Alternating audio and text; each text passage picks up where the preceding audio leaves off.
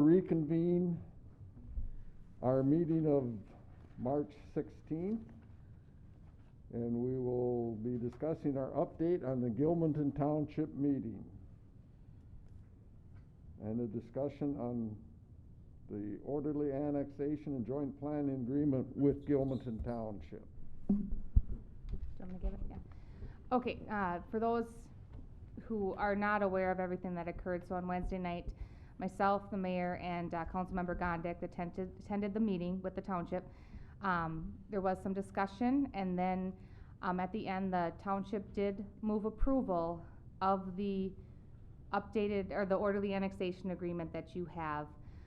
There was a small change, which was regarding insurance, that we would just make sure to put the rider on our insurance to protect the board. That's not an issue. That's in our best interest as well to do that.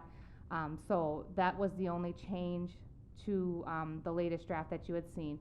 The agreement still includes the 2 and 2, like we discussed on Tuesday night. The 500-foot solar setback. I think those were the main items we were discussing. But nothing else had changed besides that insurance. And you got a copy yesterday. It's the same today, it's cleaned up and in final form so that it can be signed. But the town board did approve that. And that was unanimous, is that correct, Doug? Okay, yep. So it's back here today if the council would like to address that agreement.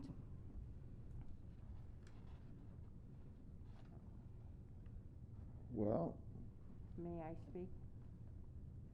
I have a couple of questions. We're talking about the zoning designations. In general, how many non-conforming uses do we have on these properties? I can't even say for certain, but the zoning designations are A1, except for those few parcels that are identified B1 or B2. And that was a consensus that we had reached on the agreement early on. I can't say for certain how many non-conformings. They would be allowed to remain. The goal of the agreement is to really maintain that rural preservation, and then at the time when the development occurs, services will happen, and that's the point when, you know, that usually annexes into the city because of, you know, a change. Our intent by zoning them A1 is that that's the most supportive of those activities. And, you know, A1 is an agricultural district as well. So we're trying to be supportive of those existing activities and understand that there may be things that are occurring, and from a zoning perspective, we have to consider those in the future. So any new activity, whether it's B2 or R2 or whatever, would go through this panel, this board? Correct. In regards to variances, like conditional use permits, subdivisions, and then our city building official will also take over permits. And that's based on what the county would be requiring. And the joint planning board would do the planning and zoning subdivision, and then just the administration of the permit would happen through the office. So instead of going to the county, they will come to the city for their application materials and then work through the joint planning board.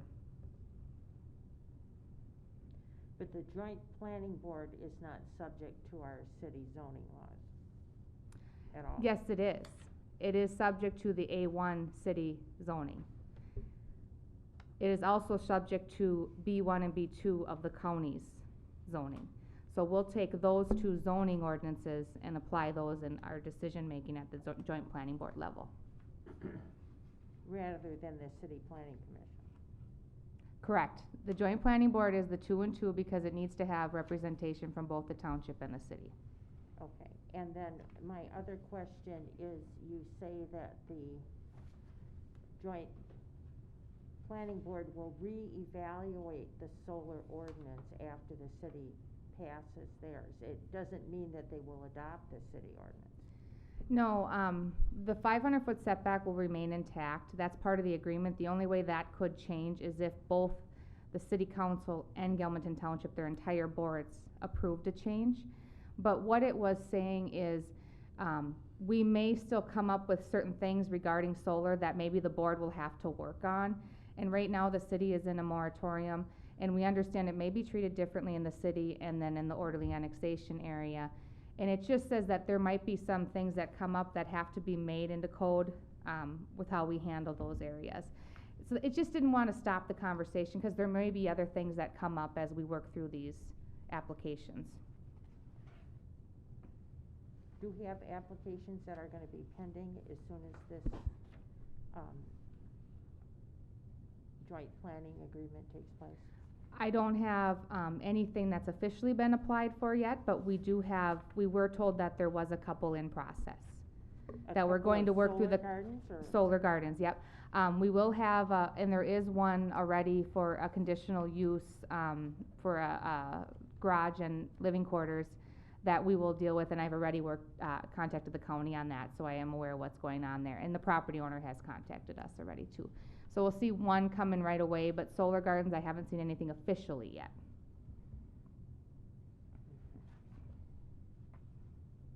You two gentlemen be representatives on the planning board? What's that? You two will be representatives on the planning board? We don't know yet, we haven't picked that yet, Okay. just like you guys haven't picked who's gonna. Well, look, I think you guys would work well together with the rest of us. I think you're getting a recommendation. Yeah.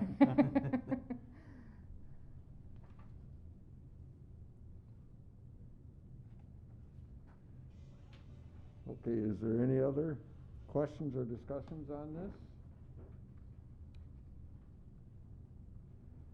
Could we get a motion to approve resolution 2021-09, orderly annexation and joint planning agreement with the Gilmanton Township? So moved.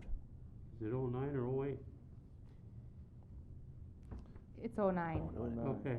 You're on the okay. bottom of the Yep, agenda. I see it now, Yep, I'm sorry. okay. Yep. Second that. Okay, motion has been made and seconded. Any further discussion? All those in favor? Aye.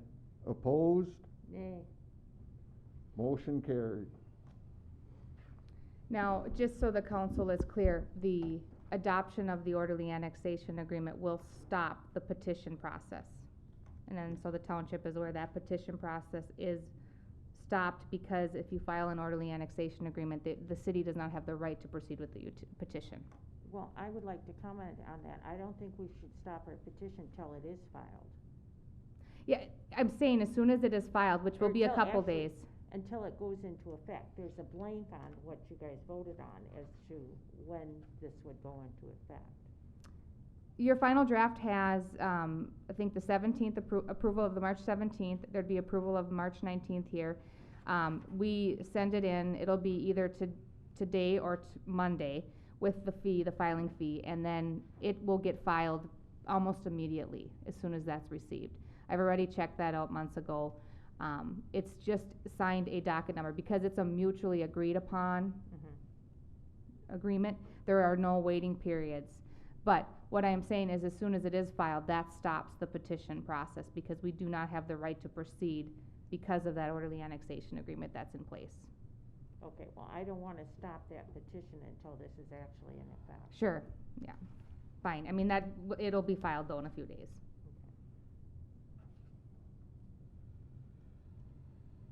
Okay, then we are looking for a motion to adjourn. So moved. Second? Motion's been made and seconded. Any discussion? All those in favor? Aye. Opposed?